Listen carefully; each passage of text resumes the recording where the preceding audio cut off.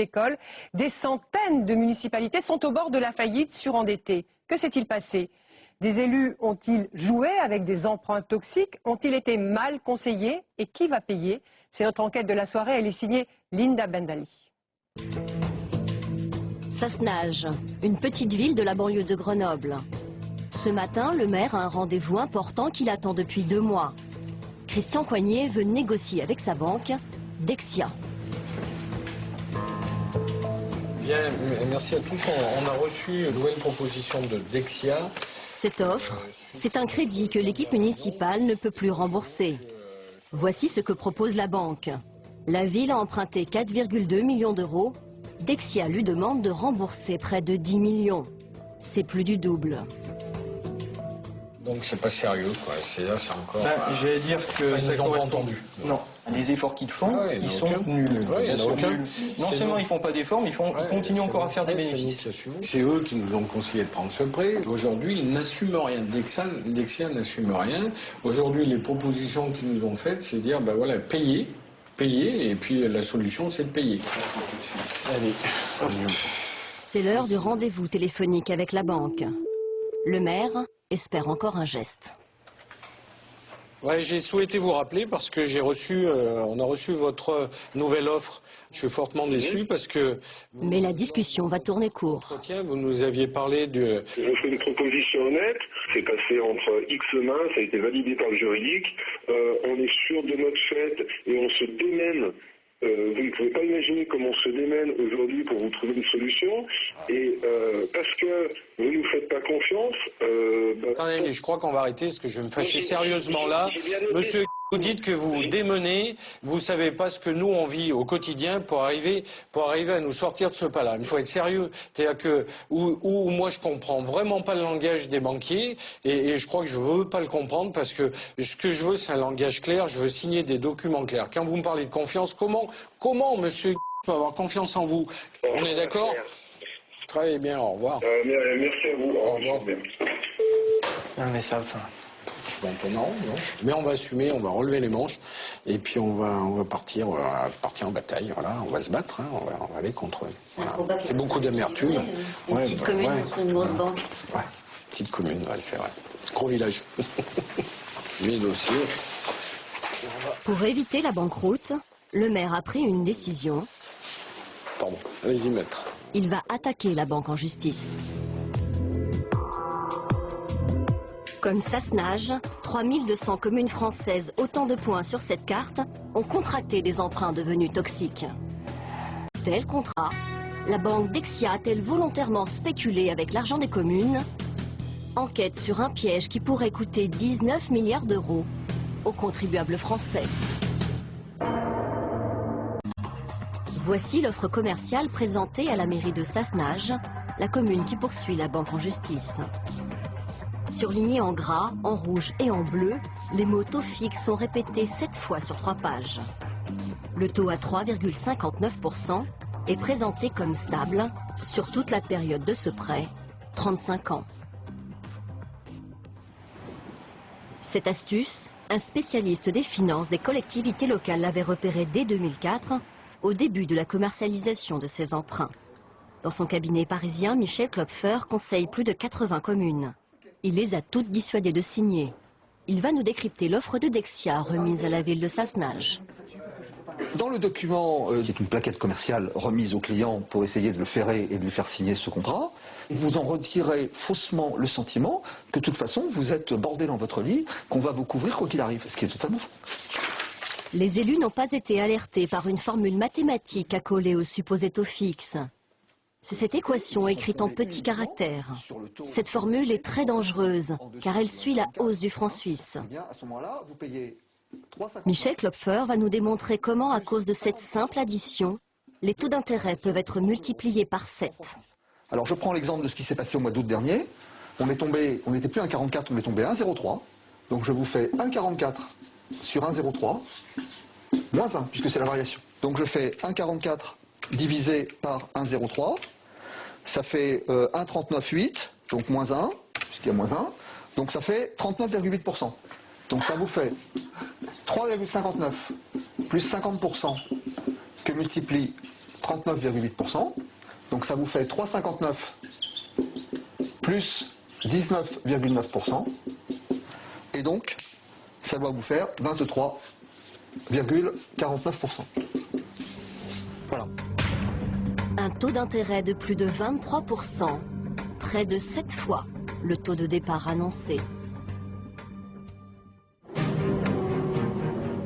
J'ai été pratiquement le seul à mettre en garde dans la presse, aller voir les services de l'État. Très tôt. Très tôt. C'est-à-dire que dès 2004, j'ai demandé à ce qu'on améliore la formation. Et début 2007, la situation devenait explosive. Donc je suis retourné voir le ministère de l'Intérieur et le ministère des Finances. Et je leur ai dit, il faut que vous réglementiez. Personne ne vous a écouté à l'époque? Le ministère des Finances, oui. Le ministère de l'Intérieur m'a envoyé promener. Donc rien n'a été fait. Et rien n'a été fait. Dès son arrivée, le dirigeant de Dexia s'avance discrètement vers les députés. On est dans une situation un peu délicate sur le plan juridique. Pierre Mariani va invoquer son statut de banquier. Qui font l'objet de procédures judiciaires. Mais moi, je ne peux pas m'abstenir du secret bancaire. Je suis tenu pénalement pour respect du secret bancaire. Il y a quelque chose qui n'est pas résolu. Pendant plus de 2 heures, les députés vont quand même tenter d'obtenir des réponses. Je vais donc vous demander de lever la main droite et de dire « je le jure ». Première question sur la rentabilité des emprunts toxiques, appelés structurés dans le jargon bancaire. Les marges bancaires sont-elles les mêmes pour un prêt structuré ou un prêt à taux fixe? La réponse de Dexia va être aussi technique qu'imprécise. Écoutez, ça dépend vraiment des structures. Je ne peux pas vous donner une réponse comme ça. Les marges, on parle de quelques points de base de différence entre des prêts à taux fixe et des prêts structurés. Le point de base, c'est le pourcentage de bénéfices de la banque. Pour ce dirigeant, les prêts toxiques ne rapportaient pas beaucoup plus que ceux à taux fixe. Dit-il la vérité? Pas exactement à en croire l'ancien commercial de Dexia que nous avons joint par téléphone. Ça, c'est clairement du mensonge. Clairement, les produits structurés étaient beaucoup plus margés qu'un passage en taux fixe normal, quoi. Vous avez la marge quand on émet le prêt, oui, qui est en moyenne, on va dire, à 25 points de base. Et après, en structuré, les marges pouvaient dépasser les 100 points de base. D'accord, donc c'est multiplié par 4-5, quoi. Voilà, c'est quelque chose de très juteux. Deuxième question des députés. La banque Dexia incitait-elle ses commerciaux à vendre des emprunts toxiques? En réponse à votre question, nous n'avons, les commerciaux n'étaient pas rémunérés en fonction de ce qu'ils vendaient et directement liés aux opérations entre négociations et encore moins sur les crédits structurés. Merci. À la fin de l'audition, nous allons insister auprès de Pierre Mariani pour obtenir une réponse. Par rapport à ce que j'ai entendu de ce que vous disiez, donc... Je ne vais pas répondre aux questions. Donc, vous ne pas vouloir répondre aux questions, notamment sur les marges, sur les commissions. Je vais répondre à 2 heures de questions. Pas vraiment en termes précis. Sur les commissions touchées par les commerciaux. Et concernant la responsabilité. Très clairement, il n'y avait aucune rémunération variable qui était liée à la distribution de crédit. Le directeur de la communication de Dexia fait barrage. Oui, sur la responsabilité de Dexia, dites-moi. Est-ce que vous semblez parler de la responsabilité des élus? Il a répondu à toutes les questions. Oui. Attention, vous allez vous blesser, c'est dangereux votre affaire. Vous allez arriver jusqu'à l'escalier, là. Il y a un escalier derrière vous, et alors à gauche, à mon avis, vous tombez. On gère, alors? Merci. Les réponses, nous les obtiendrons de l'ancien commercial de la banque. Il nous affirme qu'avec ses collègues, ils avaient tout intérêt à ne vendre que des emprunts toxiques structurés. On nous dit faut faire, t'as un objectif de temps, vous pouvez le faire de la façon dont on voulait. Oui. C'est-à-dire aussi bien on pouvait faire plein d'emprunts nouveaux sans toucher au structuré, mais sauf que c'était pas réalisable. D'accord. Si on veut faire notre objectif, être bien vu et avoir quelques sous à la fin de l'année, et forcément le business passe par la structurée. Mais d'ailleurs c'était le modèle de Dexia, et moi je suis rentré là-dedans pour ça. J'ai touché des primes de plus de 4 000 euros, ouais. D'accord. Ma collègue qui était, je me souviens, qui était là aussi, elle avait touché une prime de 6 000 euros. D'accord. Merci beaucoup. Bonne continuation. Au revoir. 4 000 à 6 000 euros par an, 2 à 3 mois de salaire pour ces commerciaux. Ce système nous a été confirmé à l'autre bout de la France, dans le Nord, par un autre ancien salarié de la banque. Filmé en caméra cachée, il va nous expliquer que vendre des prêts toxiques structurés accélérait la carrière chez Dexia. Plus on margeait, mieux c'était. C'était valorisant. Pour qui? Pour qui? Pour le commercial? Ouais, et puis surtout pour son DR. Pour son directeur régional. Ouais, tout à fait. D'accord. C'est ça qui lui permettait, de toute façon, les gens qui ont bien évolué, qui ont très bien gagné leur vie chez Dexia, en passant de tel poste à tel poste, parce qu'ils prenaient un bonus au passage, etc., c'était des rouleaux compresseurs. C'est les mecs qui vendaient, qui margeaient à 1, etc. Enfin, en vendant quoi? Dexia Finance. D'accord, des emprunts structurés, quoi. Ouais. Ah oui. C'était un peu la... Pas des gens, quand on regarde en cours, c'est pas des gens qui vendaient du taux fixe. À la fin de notre enquête, nous sommes retournés à Sassenage, cette petite ville minée par les emprunts toxiques et qui souhaite attaquer Dexia en justice. Bonjour. Nous avons pris rendez-vous avec l'équipe municipale. Nous leur faisons écouter le témoignage de l'ancien commercial de la banque. Pour la première fois, ils découvrent l'envers du décor. Bravo. Le pire, c'est que c'est des gens, ils étaient pas armés, c'est une erreur c'est un abus de faiblesse, quoi. Vous en pensez quoi? Quel sentiment vous avez? Je suis en colère, mais c'est pas très bon d'être en colère, mais je suis en colère quand même. Je suis déçu, je suis tout ce que vous voulez, quoi. Ah, moi, ça va plus loin, là, parce qu'effectivement, il y a tromperie de l'entreprise, du banquier Dexia, mais il y a tromperie, effectivement, des employés, enfin des commerciaux, parce que les commerciaux accepté de tromper leurs clients avec lesquels on a noué des relations de confiance. Et ils nous ont trompés. C'est inacceptable. C'est choquant. C'est choquant parce que ce sont des actions sur le dos des contribuables. 19 milliards d'euros. Voilà ce que risquent de coûter aux contribuables les emprunts toxiques de Sassenage et des autres collectivités françaises. Que va-t-il se passer maintenant pour toutes ces villes qu'on a vues dans votre reportage et qui sont très endettées? Alors aujourd'hui, il y a une trentaine de villes qui ont déposé plainte contre leur banque pour essayer d'annuler leur contrat d'emprunt. Une centaine d'ici la fin de l'année. Donc ce qui va se passer, c'est que ces villes ont porté plainte individuellement parce qu'en France, il n'y a pas de class action, d'action collective, c'est-à-dire comme aux États-Unis. Donc chacune attend avec impatience qu'il y ait une décision de justice.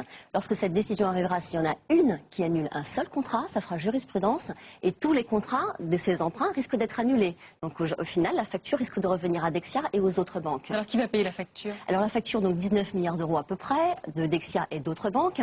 Pour ce qui concerne la partie Dexia, ça risque d'être l'État qui paye la facture. Parce que l'État, depuis l'automne dernier, a sauvé Dexia, s'est porté garant. Donc au final, qui paiera? Ce seront les contribuables français. Demander au gouvernement de faire une loi. En février dernier, ils ont déposé une proposition de loi et Claude Barthelone, qui est un proche de François Hollande, risque bien de déposer le dossier en priorité sur le bureau du nouveau président et ça risque d'être un des nouveaux chantiers de la présidentielle législative. Donc c'est un dossier très chaud et d'actualité pour le nouveau président. D'autant plus chaud qu'hier, Pierre Mariani, qui est le dirigeant de Dexia qu'on voit dans le sujet, a annoncé sa démission pour la fin juin. Et dans le même temps, le secrétaire général de l'Élysée, Xavier Muscat, a donné le dossier Dexia à la nouvelle équipe de François Hollande, donc à Pierre Moscovici. Ça c'était hier, je crois. Ça c'était hier, exactement. Et les deux questions qu'il faudra régler, c'est quel sera le nouveau dirigeant de Dexia et l'autre, quelle sera l'aide qu'apportera l'État français et l'État belge à la banque Dexia. Merci Linda. Alors après l'émission d'Envoyé spécial, je tenais donc au nom du groupe de rassemblement de gauche à dire un certain nombre. La première, c'est que cette décision d'emprunt toxique, c'est quelque chose qui n'est jamais passé en commission des finances. J'étais à cette époque-là, donc en 2007, le représentant de ce groupe au sein de la commission des finances, et cela n'est jamais passé. Nous avons appris cette décision uniquement au moment d'un conseil municipal au mois de mars 2007, à travers des décisions du maire. Décisions du maire qui se sont faites dans la douleur, puisque avant de parvenir à avoir cette dernière décision de ces deux emprunts, puisqu'il n'y a pas qu'un emprunt, comme l'a dit envoyé spécial, mais deux emprunts de même somme, donc de un peu plus de 4,7 millions d'euros. L'un indexé sur la livre sterling et celui-là donc avec moindre risque, et le second indexé sur le franc suisse. Alors cela s'est fait, ces décisions se sont prises entre le 12 février 2007 et le 12 mars 2007, qui est donc la dernière décision du maire que nous avions appris à ce conseil municipal. Lors de ce conseil municipal, bien évidemment, je suis revenu longuement pour dire à M. Christian Coignet qu'en tant que bon père de famille, la première des choses qu'il aurait dû faire aurait été que cette décision soit discutée au sein de la commission des finances, qu'il y ait une séance plénière du conseil municipal. Et je lui avais dit que jouer sur les monnaies, c'était comme utiliser la roulette russe. À un moment ou à un autre, le coup vous sera fatal. Et effectivement, aujourd'hui, le coût de cet emprunt indexé est donc fatal au niveau de la commune de Sassenage. Alors, je rajouterai également un autre élément, c'est que depuis le mois de juillet 2011, nous n'avons cessé, au niveau de notre groupe, de demander à ce que l'ensemble des fichiers audio, puisque toutes les séances du conseil municipal sont enregistrées, soient mises en ligne sur le site de la ville, afin que chacune et chacun puisse avoir la plénitude de ce qui s'est passé. Lors du dernier conseil municipal, celui du mois de mars dernier, où nous avions le vote du budget et le compte administratif, j'ai eu également l'occasion de revenir d'une façon forte pour dire que finalement cet emprunt toxique, c'était 1,2 million pour 4,7 millions d'euros empruntés, 1,2 million uniquement pour une période de 5 ans, et qu'il nous restait donc encore 30 ans jusqu'en 2042 avant de terminer ces emprunts. Alors, bien évidemment, il y a le fait que la municipalité a à présent décidé de recourir. Ce qu'elle aurait dû faire, c'est bien en amont, avant de prendre ce type de décision, comme a pu le montrer le reportage, écouter toutes les voix qui s'élevaient contre ce type d'emprunt et ne pas faire de confiance aveugle au niveau des banquiers.